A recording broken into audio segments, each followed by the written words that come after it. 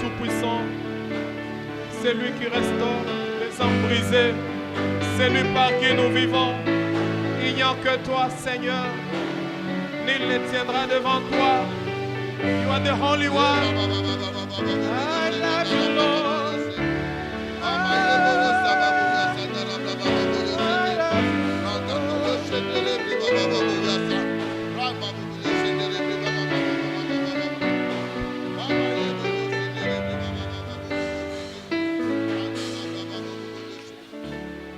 Seigneur, nous élevons nos voix pour te bénir, te glorifier, te lever, te magnifier de toutes nos forces, de toute notre capacité, de tous nos cœurs, de toute notre âme. Nous voulons te célébrer ce matin. Nous savons qu'en te célébrant, Seigneur, nous te faisons la joie. Nous te faisons la joie.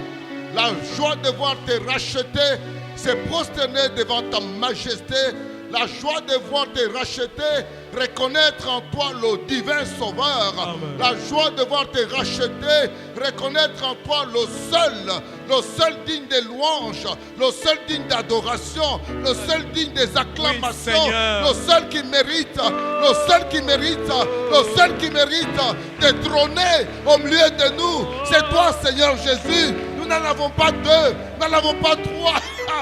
Depuis que tu t'es révélé à nous, Seigneur, nos vies t'appartiennent, nos vies sont à toi et à toi seul.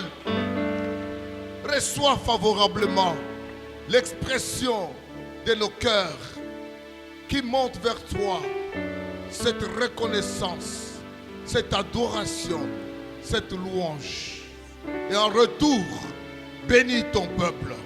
La Bible déclare la joie de l'Éternel fera votre force. Amen. Rends-nous ta force, rends-nous ta joie, rends-nous ta paix, rends-nous ta bénédiction, rends-nous ta faveur ce matin. Nous dépendons de toi, rends-nous ta faveur.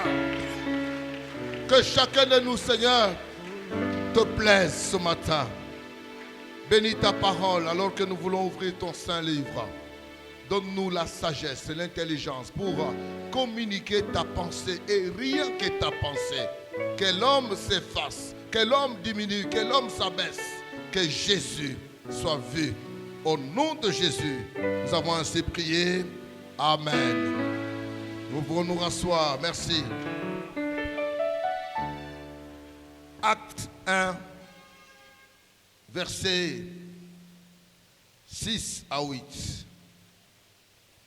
Alors les apôtres réunis lui demandèrent, « Seigneur, est-ce en ce temps que tu rétabliras le royaume d'Israël ?» Il leur répondit, « Ce n'est pas à vous de connaître le temps ou le moment que le Père a fixé de sa propre autorité, mais vous recevrez une puissance. Le Saint-Esprit survenant sur vous, et vous serez mes témoins à Jérusalem, dans toute la Judée, dans la Samarie, et jusqu'aux extrémités de la terre. » Amen. Vous recevrez une puissance. Le Saint-Esprit survenant sur vous, et vous serez mes témoins à Jérusalem, dans toute la Judée, dans la Samarie, et jusqu'aux extrémités de la terre. Bien-aimés, nous sommes le 40e jour de la résurrection de Jésus Et le 40e jour où le Seigneur se manifeste encore dans un dernier rendez-vous avec ses disciples. Et ce jour-là, et comme des autres jours, le Seigneur leur parle. Il s'entretient avec ses disciples sur des choses qu'ils n'avaient pas encore bien compris, mais qui devaient leur être révélées. Le Seigneur il est en train d'achever sa mission, du moins dans sa nature sur la terre, dans sa nature physique et visible sur la terre, puisque Jésus est le même hier, aujourd'hui et éternellement. Il est Dieu éternellement, il est éternel avant même que la terre soit faite, avant même que les choses existent. Hébreux 1 dit que c'est par lui, en lui et pour lui que toutes choses ont été faites dans les cieux, sur la terre et dans les profondeurs. Mais voilà qu'il accepte de prendre la chair, de vivre comme un homme.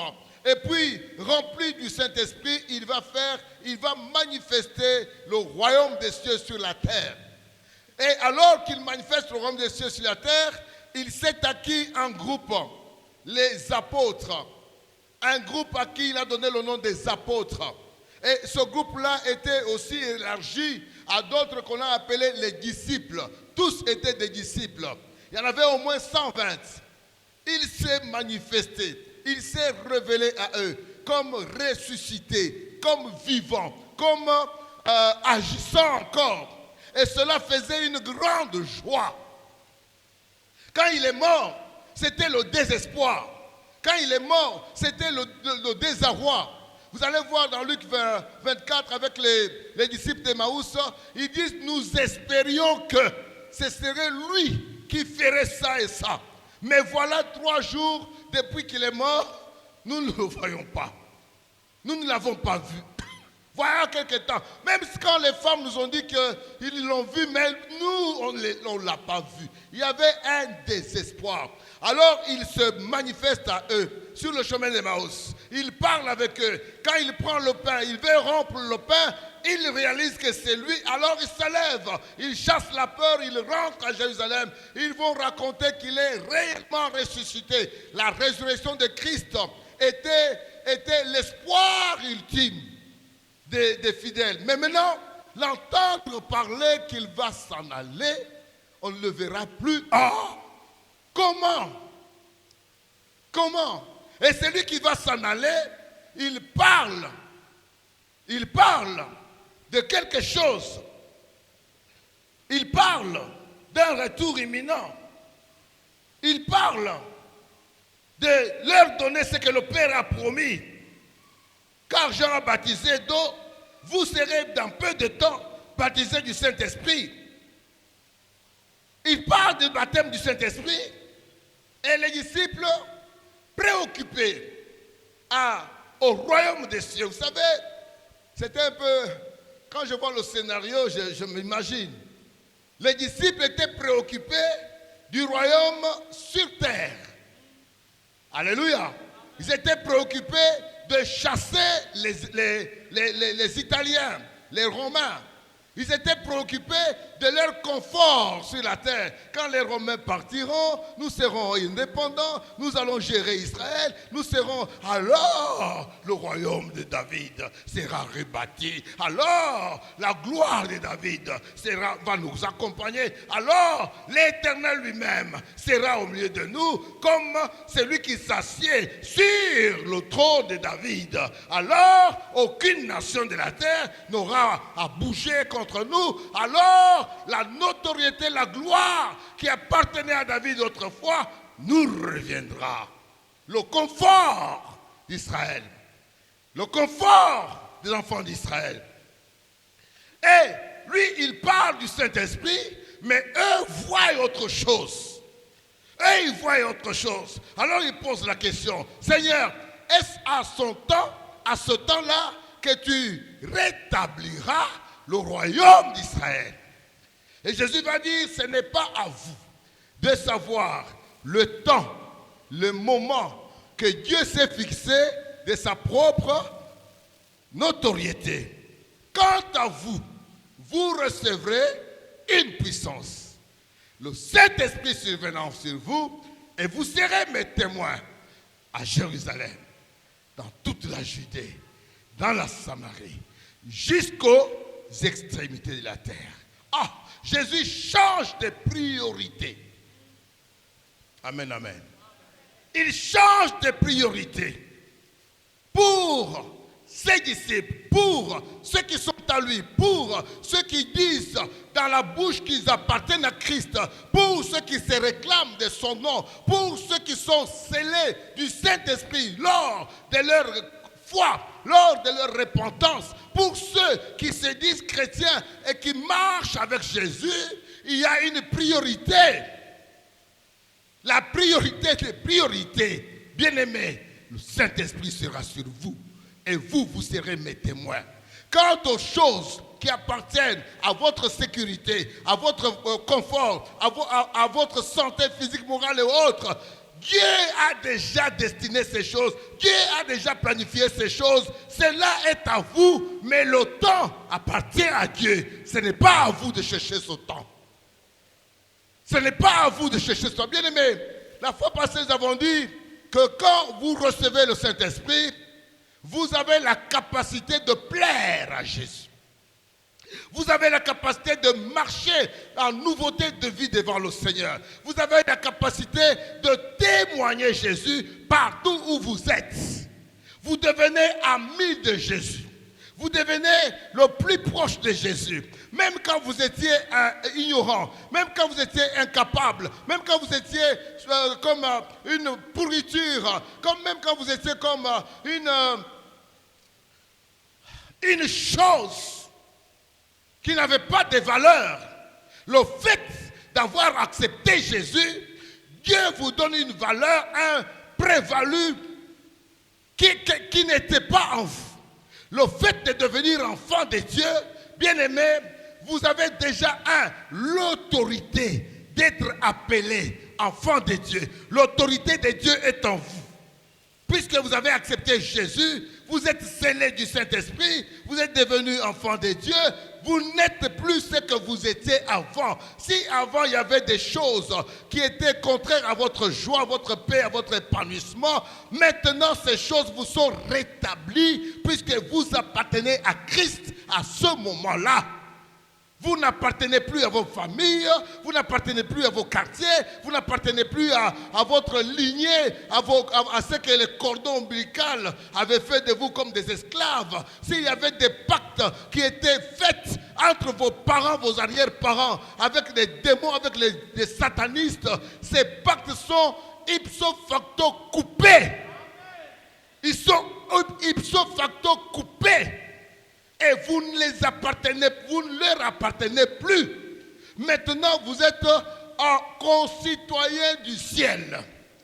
C'est là qu'il est écrit qu'il a pris vos vies, il a pris nos vies, il a caché nos vies dans les lieux célestes en Jésus-Christ. Là, dans les lieux célestes, en Jésus-Christ. Vous n'êtes plus les gens de rien. Vous n'êtes plus une nation vile, une nation sans histoire. Maintenant, vous êtes les citoyens du ciel. À dater de ce moment-là, bien-aimés, le Seigneur a un plan avec chacun de nous. Le Seigneur a un plan. Et le plan du Seigneur, la Bible déclare que le projet du Seigneur, le projet de Dieu, est un projet de paix pour vous donner une espérance. Et c'est là où il va dire à Jérémie, même si tu es en train de souffrir, même si tu es en train de gémir, même si on est en train de te fouetter, mais sache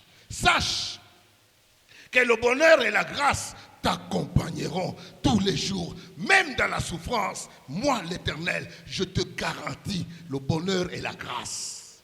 Venant de Dieu, pas venant des hommes. Notre vie ne dépendra plus des hommes. Les hommes peuvent déclarer tout ce qu'ils peuvent déclarer. Même le monde, même les portes des enfers peuvent déclarer ce qu'ils vont déclarer. Mais c'est la volonté de Dieu qui va s'accomplir sur nous. Il a dit, je bâtirai mon église. même les portes de séjour des morts ne prévaudront pas sur mon église. Vous appartenez à l'église de Dieu. Désormais, même les portes de séjour des morts ne prévaudront pas sur vous. Ça, c'est une garantie qu'il nous donne. Mais maintenant, nous, les enfants de Dieu, au lieu de rentrer dans la volonté de Dieu, au lieu de rentrer dans le cœur de Dieu pour voir ce que Dieu a de meilleur pour nous maintenant, pour voir quel est le désir de Dieu, quel est le projet de Dieu, quelle est la volonté de Dieu maintenant, nous sommes préoccupés à notre confort. Notre confort. Ce n'est pas mal. C'est votre part, c'est votre droit, c'est votre partage de la part du Dieu qui a créé le ciel et la terre. C'est votre partage. Votre confort le préoccupe au premier plan. Il a dit, ceux qui croiront en moi, ils m'appartiendront et jamais personne ne les arrachera de ma main. Amen. Amen. Est-ce que tu crois que tu appartiens à Christ? Est-ce que tu crois que personne ne peut te toucher sans que Christ l'ordonne? Ah, ça doit être notre confession de foi. Ceux qui croiront en moi m'appartiendront en propre et nul ne les arrachera de ma main. C'est une assurance que Dieu nous donne. C'est une assurance que Dieu nous donne. Et s'il dit que nous lui appartenons, c'est-à-dire lui qui ne sommeille ni ne dort, il veille sur nous comme si nous étions la prunelle de ses yeux. Il veille sur toi, mon frère. Je vais te rassurer une chose. Toi, tu peux t'assoupir. Toi, tu peux dormir. Toi, tu peux te fatiguer. Mais il y a quelqu'un au ciel qui ne sommeille ni ne dort. Alléluia! Il ne sommeille ni ne dort. C'est lui qui prend en charge Israël. C'est lui qui te prend en charge. L'Israël véritable, aujourd'hui, spirituel, c'est moi et toi. Nous sommes les fils d'Abraham. Abraham devait avoir des fils biologiques et aussi des fils spirituels. Quand il a dit toutes les nations de la terre, toutes les nations de la terre seront bénies en toi, Abraham. Il te voyait, toi, à Mitéis, à cet instant. Il te voyait déjà. Il te connaissait par ton nom. Il te connaissait par ton nom. J'ai aimé une chanson qu'on a chantée ici. Nous lui appartenons. Nous sommes à Jésus. Il nous a libérés. Il nous a rachetés. Il nous a libérés. Il ne t'a pas libéré pour t'abandonner. Il t'a libéré pour te prendre en charge. Il t'a libéré pour te prendre en charge. Je répète que c'est lui qui t'a libéré du péché, qui t'a libéré de la mort, qui t'a libéré de l'esclavage de Satan. Il s'engage à te prendre en charge. Matin, midi, soir, si tu mets en lui ta confiance, il ne t'abandonnera jamais. C'est une certitude. C'est une certitude. Il voulait faire voir aux disciples que je suis avec vous. Je vous connais par votre nom.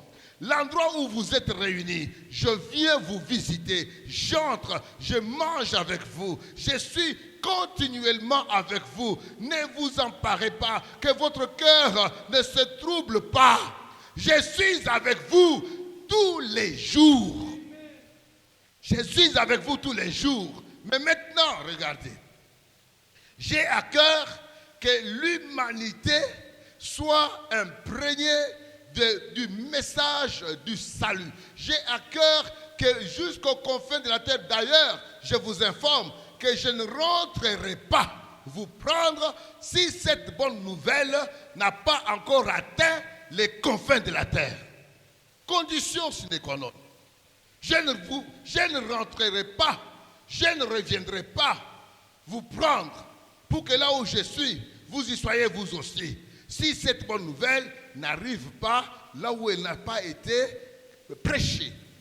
Maintenant, je ne vais plus y aller avec mes pieds, avec mon corps, allant de lieu en lieu pour guérir des malades. Je ne vais plus faire cela. Maintenant, je vais me duplier. Je vais me multiplier en vous. Le Seigneur veut se multiplier en nous. Là où nous sommes, comme 2 Corinthiens 5 dit, nous sommes des ambassadeurs de Christ. Comme si Dieu exhortait par nous. Chacun de nous devait savoir que partout où je vais, le Seigneur qui est en moi veut que je sois son témoin en parole, en action et même en omission. Pourquoi pas? Là où le Seigneur pouvait se taire, il se taisait. Il ne parlait pas. Mais là où il fallait parler, il parlait. Maintenant, il veut que ce soit toi et moi qui allons faire cela. La mission devient le cœur de Dieu. La mission, bien-aimé, devient la priorité de Dieu, la priorité de Jésus. La mission devient sa priorité. La restauration d'Israël, dont les apôtres ont parlé, c'est vrai qu'ils étaient attachés à la prophétie, avait deux volets. Le premier volet, ils voyaient Christ, le Messie royal. Quand il viendra, la domination romaine, l'esclavage romain sera anéanti et Christ s'assiera sur le trône de David. Il s'assiera sur le trône de David. Pour toujours, il régnerait pour toujours. Si nous prenons le psaume 89, verset 3.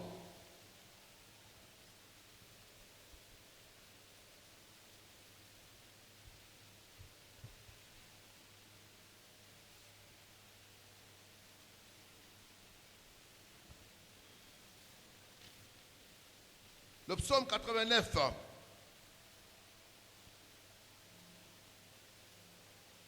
Il dit ceci. Le psaume 87, 3, 4, 35 et 37. Il dit ceci. Car je dis la bonté de tes fondements éternels. Tu établis ta fidélité dans les cieux. J'ai fait alliance avec mon élu. Voici ce que j'ai juré à David mon serviteur. J'affermirai ta postérité pour toujours et j'établirai ton trône à perpétuité. J'établirai ton trône à perpétuité. Israël attend le trône de David établi à perpétuité qui ne sera jamais changé, qui ne sera jamais détrôné par quelqu'un d'autre. Quand nous lisons le verset 35 à 37, nous lisons ceci. Je ne violerai point mon alliance et je ne changerai pas ce qui est sorti de mes lèvres. J'ai juré une fois par ma sainteté, mentirai-je à David. Sa postérité subsistera toujours, son trône sera devant moi comme le soleil, comme la lune. Il aura une éternelle durée. Le témoin qui est dans le ciel est fidèle. Amen. Israël voit cela. Alors, quand Israël voit ça, il voit aussi à côté les colonisateurs.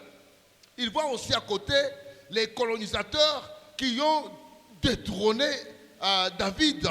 Il y a les Pilates, il y a les Hérodes qui sont là, les Caïphes qui sont là. Et le trône de David n'est plus comme il était déjà annoncé, alors que Dieu avait dit qu'il sera affermi à perpétuité. Alors les disciples sont préoccupés à cela. Tout Israël est préoccupé à cela. Seigneur, est-ce à ce temps que tu rétabliras? Il est question que Dieu rétablisse ce qui était démoli, ce qui était renversé. Israël sait qu'avec le péché, Dieu les a rejetés, mais aussi Dieu n'a pas anéanti son amour pour Israël. Il est toujours son fils, il reviendra toujours à Israël. Maintenant, la façon de revenir à Israël, c'est de rétablir le trône de David. Il a juré dans sa fidélité que le trône de David ne sera pas anéanti, il sera là pour l'éternité. L'Ésaïe en parlait, Ézéchiel en a parlé, Daniel en a parlé. Vous pouvez lire Ésaïe 9, 6 et 7, Ézéchiel 37, 25, vous allez voir les mêmes vérités. Alors Israël est tourné seulement sur ce qui les préoccupe. Mais la deuxième facette de ce trône, par où ce trône devait-il passer? Quelles seraient les priorités? Quel serait l'entretemps qui allait arriver avant que Christ revienne, qu'il s'assied, qu'il trône, qu'il gère tout le monde entier en tant que fils de David? Maintenant là, il veut d'abord trôner dans le cœur de ceux qui viennent à lui. Puisque son royaume est un royaume divin, est un royaume spirituel. Il veut d'abord que l'esprit de ceux qui viennent à lui soit d'abord comme captif à l'obéissance de Christ. Que l'esprit fasse une place pour lui dans le cœur.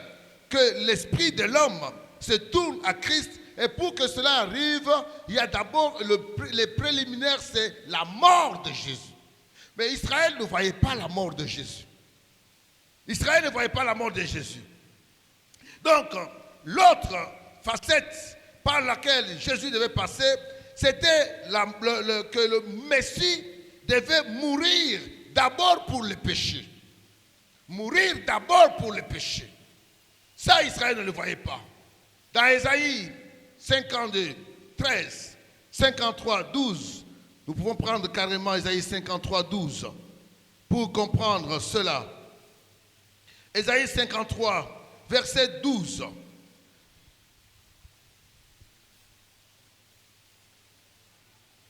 Il dit ceci, c'est pourquoi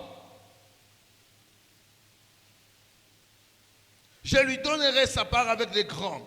Il partagera le butin avec les puissants, parce qu'il s'est livré lui-même à la mort et qu'il a été mis au nombre des malfaiteurs, parce qu'il a porté les péchés de beaucoup d'hommes et qu'il a intercédé pour les coupables. Jésus devait d'abord mourir. D'abord mourir, ces deux prophéties ont leur sens, mais ils ne se contredisent pas. Ils ne se contredisent pas. Elles pointent plutôt à deux phases consécutives du ministère du Messie. Tout d'abord, il souffre et puis il devient roi. Amen, amen. D'abord, il souffre et après, il devient roi. Il ne pouvait pas délivrer l'humanité entière en devenant directement roi. Même quand il faisait des miracles à Jérusalem, à la Judée, dans la Samarie, les gens avaient tendance à le prendre et à le faire asseoir. Et là, il s'éclipsait toujours. Il fouillait toujours. Pour lui, l'heure n'était pas encore venue. Et cette heure devait passer par sa mort d'abord. D'abord par sa mort. Donc les deux prophéties sont réelles, mais les deux prophéties ont un problème. Le problème, c'est qu'elles sont consécutives, elles se suivent, mais elles ne s'appliquent pas au même moment. Il y a un temps. D'abord la mort. Après la mort, il y a la libération de toutes les nations, de ceux qui viendront à Christ. Et après cette libération-là, avant cette libération, pour mieux libérer le monde entier, bien-aimé, du péché, de la domination de Satan, le peuple de Dieu devait d'abord voir la priorité de Dieu qui était le Saint-Esprit survenant sur vous. Le Saint-Esprit survenant sur nous, pour nous donner la force, nous donner la capacité de témoigner de Jésus, de gagner des âmes, de visiter les peuples qui n'avaient pas été visités et de rendre le monde entier témoin de la venue de Christ dans la chair, témoin de la mort de Christ, témoin de la résurrection de Christ et témoin aussi du retour de Jésus qui sera soit une condamnation pour ceux qui auront refusé, soit une justification pour ceux qui auront accepté le Seigneur Jésus. Amen. Amen. Mais maintenant, eux ne comprenaient pas cela. Eux ne comprenaient pas cela. Comme aujourd'hui encore, nous ne comprenons pas des choses que le Seigneur veut nous donner instantanément. Comme aujourd'hui encore, le peuple de Dieu, tel que nous sommes venus ce matin, chacun de nous, je peux vous assurer, a quelque chose qu'il attend du Seigneur. Et c'est une bonne chose, puisque lui-même a dit, venez à moi, vous tous qui êtes fatigués et chargés, moi je vous donnerai le repos. Ça, c'est une très bonne chose. Mais maintenant, nous ne pouvons pas aussi oublier que le Seigneur a un besoin un peuple soit rempli, que son peuple soit débordant du Saint-Esprit et que son peuple soit comme des renards enflammés dans le champ de Satan pour délivrer ceux qui sont au bénéfice de Satan, pour guérir les malades dont les médecins ont déclaré que ce sera impossible que tu vives. Là où le médecin a dit, il est impossible que tu vives. Quand un enfant de Dieu arrive, l'enfant de Dieu ne veut pas écouter ce que le médecin a dit. L'enfant de Dieu va appliquer ce que Jésus a dit. Qu'est-ce que Jésus a dit? Voici les miracles qui accompagneront ceux qui auront cru en mon nom. Ils chasseront les démons, ils imposeront les mains aux malades et les malades seront guéris.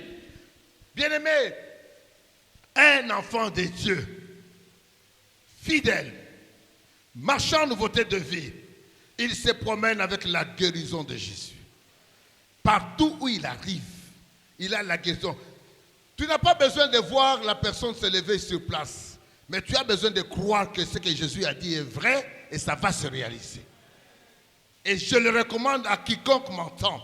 Si tu es enfant de Dieu, on n'a pas besoin que tu fasses encore des prières et des prières. Oh, bien aimé, la prière, c'est le quotidien, c'est la vie, c'est la respiration du chrétien. La prière, c'est la respiration du chrétien. Mais quand on te présente un malade, mon frère, ne va pas par 4 chemins. Tu appliques ce que la parole de Dieu dit. Ils imposeront les mains aux malades. Oh non, je ne peux pas imposer les mains, puisque la Bible dit aussi que tu n'imposeras pas les mains avec précipitation. Attention. Là où il est dit, tu n'imposeras pas les mains avec précipitation, c'est une délégation de pouvoir pour la mission. C'est une reconnaissance du ministère pour que la personne te représente là où elle va partir. Alors pour le faire, tu dois avoir une conviction de la part du Seigneur. Tu dois avoir en face de toi un frère éprouvé, un serviteur éprouvé. Tu dois avoir aussi le témoignage des autres. Pour choisir un diacre, un ancien, il était dit, il faut que le diacre soit rempli du Saint-Esprit, qu'il ait un bon témoignage, tout ce qu'on a demandé là, et qu'il soit marié d'une seule femme. Il faut que les amis aussi t'éprouvent cela. Après quoi, tu lui imposes les mains. Ça, c'est une imposition de mains dans le ministère. Mais quant aux malades, mon frère, ma soeur, même si vous êtes enfant, même si vous venez de croire au Seigneur Jésus, aujourd'hui même, vous avez le pouvoir de guérir les malades. Même si vous n'avez pas le don de guérison, puisqu'il y a le don de guérison. Chaque mercredi, nous sommes en train de décortiquer les 9 dons du Saint-Esprit. Nous avons commencé mercredi passé, nous allons continuer encore ce mercredi et l'autre mercredi.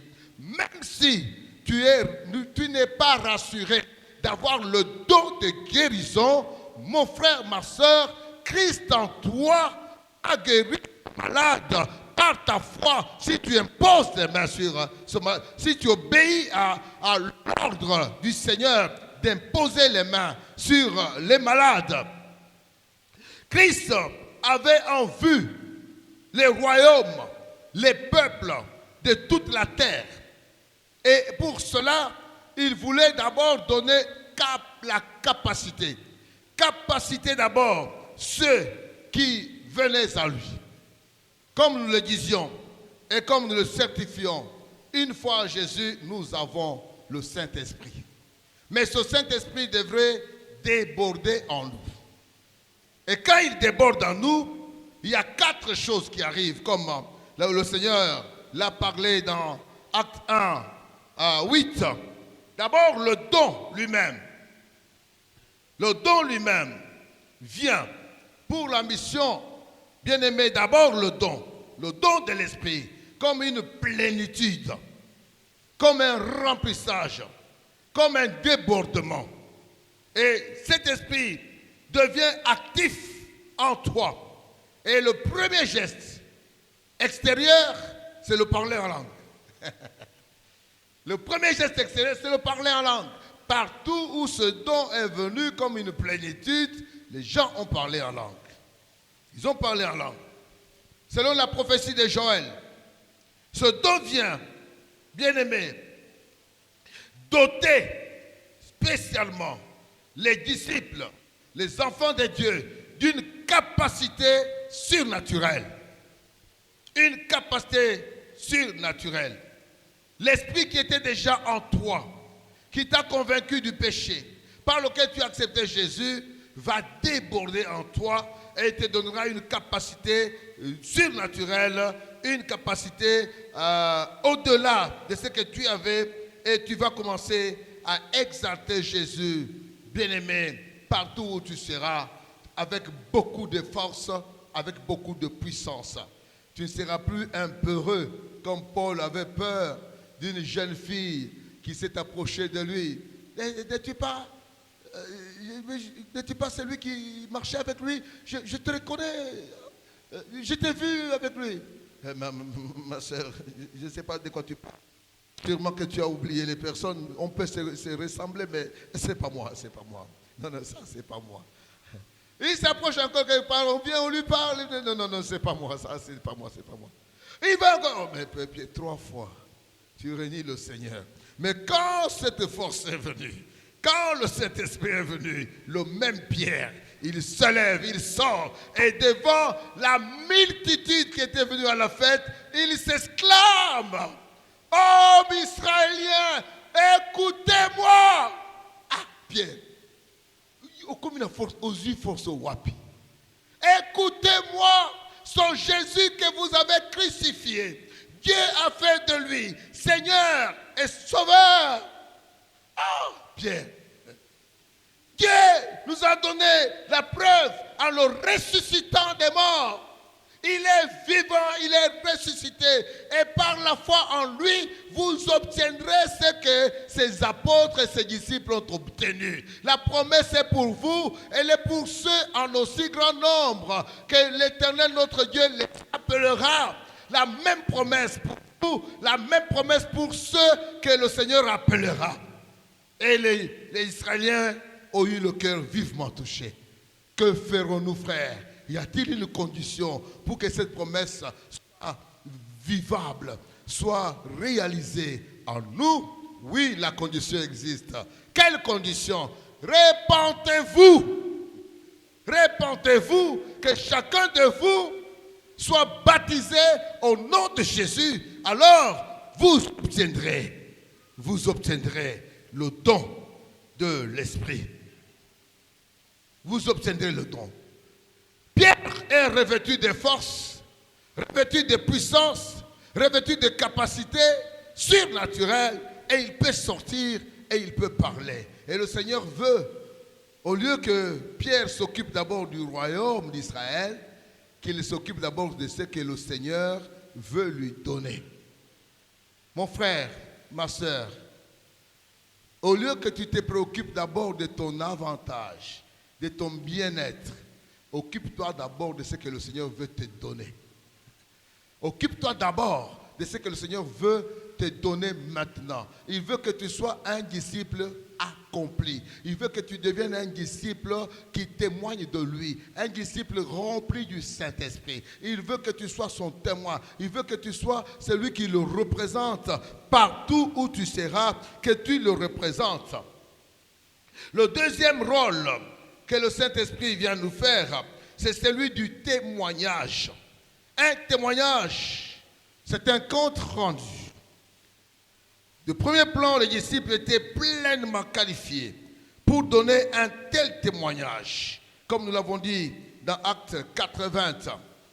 Bien-aimés, ils ont alors reçu l'ordre de partager leur expérience unique avec Jésus dans le monde. Et là, il nous donne l'ordre de partager ce que Jésus a fait avec nous. Il est important de savoir et de retenir quand est-ce que vous vous êtes convertis. Qu'est-ce que Jésus a fait avec vous? Comment avez-vous évolué? C'est votre vie, vous avez été né en Christ. Quel est le parcours? Quel est le parcours? Comment ça a été? Quel est le jour où vous êtes rassuré que c'est aujourd'hui que je suis né en Christ? Quel est ce jour-là? C'est important. Et vous ne manquerez pas à dire, vous ne manquerez pas de témoignages. J'étais, je suis devenu. Yebisa bango, nakoma, nazalaki me nakoma. Donc c'est très important. Nous avons des problèmes à l'église puisque la plupart des fidèles, ce sont des gens qui se sont conformés. Mais Romains 12 dit, je vous en supplie, ne vous conformez pas au siècle présent, soyez plutôt transformés par le renouvellement de votre intelligence, afin que vous connaissiez la volonté de Dieu. Soyez plutôt transformés. Quand on connaît la transformation, on voit, on peut voir, on peut dire, on peut décrire la transformation que l'on a subie par le fait de croire en Jésus. On peut le dire avec force, avec assurance, mes frères. On peut le dire avec force, avec assurance. Quand vous prenez l'eau, je vais parler de la chimie puisque on a fait un peu de chimie. Vous prenez l'eau, vous prenez le feu, vous prenez le foufou. Pour qu'il y ait transformation, il faut que ça devienne cette boule-là, la boule nationale-là. Si la boule nationale n'est pas encore là, il n'y a pas encore transformation. Les trois éléments sont distincts. Il y a le foufou, il y a l'eau, il y a le feu là-bas. Il n'y a pas encore transformation. La transformation, c'est le produit fini du mélange des substances. Quand j'étais alcoolique, maintenant que je ne suis plus alcoolique, on sent que monsieur n'est plus alcoolique, il y a eu transformation. Moi qui vous parle, j'étais alcoolique. J'entrais dans les bars. À 16, 17, 18 ans, j'ai visité, j'allais. Et quand j'ai eu les 21 ans, 22 ans, wow, je pouvais même bloquer un bar. J'organise une fête pour que les gens viennent boire et manger. J'invite les grands musiciens là. Ils viennent, ils boivent, je les fais boire. Quand il y a eu transformation, les choses ont changé. Les choses ont changé. On vient me solliciter, je dis, ah mon frère, il y a très longtemps que je ne connais plus ça. Il n'y a pas longtemps, un frère me dit, viens, oyoki ne muto azoyemba. Je dis, nani wana azoyemba. Ah, viens, oyebi muto yote. Nabi en tout cas Limsanga. Limsanga depuis 85 déjà. Naye bakal susute, na satacha susute, naye bakate oyo ayembi oyo azanani. Non, je ne connais plus ça. Ce n'est plus ma vie. Mais autrefois, quand un tube sort, directement j'achète, je commence à écouter, je peux me promener en train de chanter ça. Mais aujourd'hui, je ne sais plus qui a chanté ça, ça, ce n'est plus ma vie. Il y a eu transformation. Le Saint-Esprit en moi m'a transformé et je suis devenu une nouvelle créature. Si quelqu'un est en Christ, il est une nouvelle création, car les choses anciennes sont passées. Voici, toutes choses sont devenues nouvelles. Et quand les choses sont devenues nouvelles, mon frère, ce moment-là devient un temps de témoignage. Un temps de témoignage. Tu vas commencer à témoigner. Et le Seigneur veut que tu sois celui qui témoigne au lieu que tu sois celui, oh Seigneur, pesanga, Nzambe pesanga, Nzamba sia pesayo. Nous avons tout en Christ.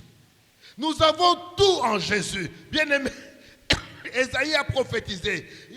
Il a dit, pour mes bien-aimés, avant qu'ils aient ouvert la bouche, je leur avais déjà répondu. Je leur avais déjà exaucé. Dieu vous a déjà exaucé. Vous êtes en Christ. Et comme vous êtes en Christ, tout est à vous. Il a même ajouté royaume, autorité, possession. Tout est à vous. Comme Christ est à toi, tu es le donateur des dons. Tu as le maître du temps et des circonstances. Tu as le propriétaire de la vie. Comme tu as déjà Jésus, tu as tout. Je veux que quelqu'un aujourd'hui sache que quand j'ai Jésus, j'ai tout ce dont j'ai besoin sur cette terre. Je l'ai. Tu peux ne pas demander à Dieu. Dieu sait que tu en as besoin. Et il va te donner. Pourquoi Jésus disait, ne vous préoccupez pas de ce que vous allez manger, de ce que vous allez boire, de ce que vous allez vous vêtir. Car, regardez les oiseaux du ciel.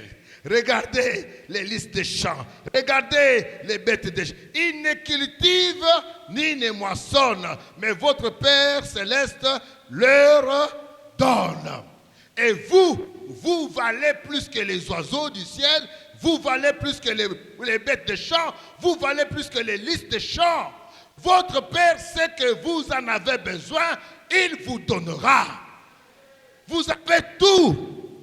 Ce matin, mon frère, si c'est la maladie qui t'est préoccupée, sache que tu as déjà la guérison. Tu as déjà la guérison. Ne te préoccupe pas de ce que le Seigneur t'a déjà donné. Ah! Et le Seigneur va ajouter, écoutez-moi bien mes frères, le Seigneur dit, toutes ces choses, ce sont les païens qui font quoi? Est-ce que vous êtes des païens? Vous faites une église des païens. Depuis, nous avons 100 jours de prière. Depuis le premier jour jusqu'au 100e jour. Mais Dieu vous a déjà donné. Quel est ce genre de foi? Qu'est-ce que c'est que cette foi? Vous ne dites pas, Nzambe, dans l'ignorance de la pure, dans l'ignorance de la semble, dans l'ignorance de la sanctifiée, devant toi et devant les hommes, je vais marcher en pureté de vie. Seigneur, s'il te plaît, rends-moi comme toi, je vais te ressembler. Non.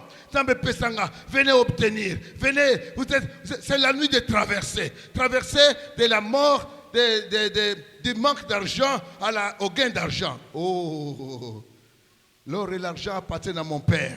Moi, je suis enfant de celui-là. Et il me dit, tu es mon héritier. Nous sommes l'héritier de Dieu, co-héritier avec Christ. Qu'est-ce que nous allons encore chercher? Bien-aimés, toutes ces choses-là, ce sont les païens qui les recherchent. Quant à vous, votre Père sait que vous en avez besoin. Il vous donnera ces choses-là.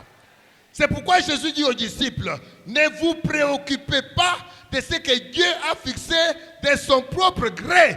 Vous, préoccupez-vous de la volonté de Dieu maintenant. Sa volonté, c'est quoi? Vous recevrez une puissance et vous serez mes témoins.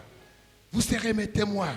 Quand tu vis cette vie-là, mon frère, ma soeur, je peux te rassurer que quand tu es dans le cœur de Dieu, tu es dans la moisson de Dieu, tu te préoccupes de la volonté de Dieu, tu ne manqueras rien. Tu ne manqueras rien. La troisième chose, il leur donne le plan de la mission. Le plan de la mission, c'est d'abord Jérusalem, puis Judée, puis Samarie, puis l'extrémité de la terre. Tu as accepté Jésus, mon frère, ma soeur. La place où tu dois témoigner de Jésus, le premier d'abord, c'est d'abord ta propre maison. Là dans ta maison, là dans ta maison, là où ton mari te connaît, là où ta femme te connaît, là où tes enfants te connaissent, là tu vas témoigner, tu vas leur faire voir que je suis transformé. Imaginez un père qui venait déposer la famille pour le culte. Lui, il va jouer au ballon, il s'amuse et puis quand il revient, il mange un peu de maboké.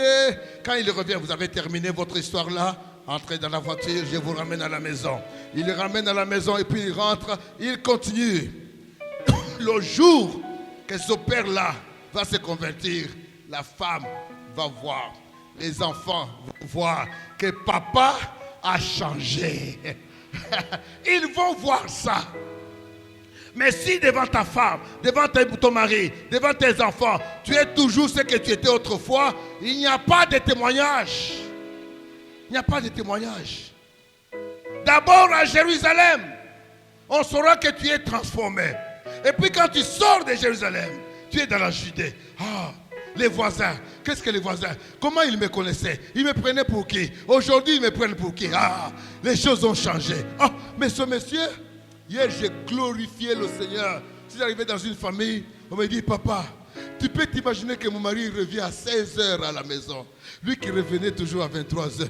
Les choses ont changé, papa. Je suis en train de louer le Seigneur. Je suis en train de bénir le Seigneur. Je dis, oh, Dieu écoute les prières. Ça change. Même les voisins. Oh, tu as une habitude de mais tu comme comme et ma cambo changer. Ce que ma chérie, tu m'accompagnes? Viens entrer. Les amis, on va faire un tour. Maintenant, la priorité, c'est d'abord ma maison. Ma voisine, en tout cas, ma cambo changer. Il te faut le Saint-Esprit pour que tu agisses ainsi. Il te faut la proximité avec Dieu et qu'il te baptise, qu'il te donne une capacité supérieure et pour que tu commences à témoigner de lui.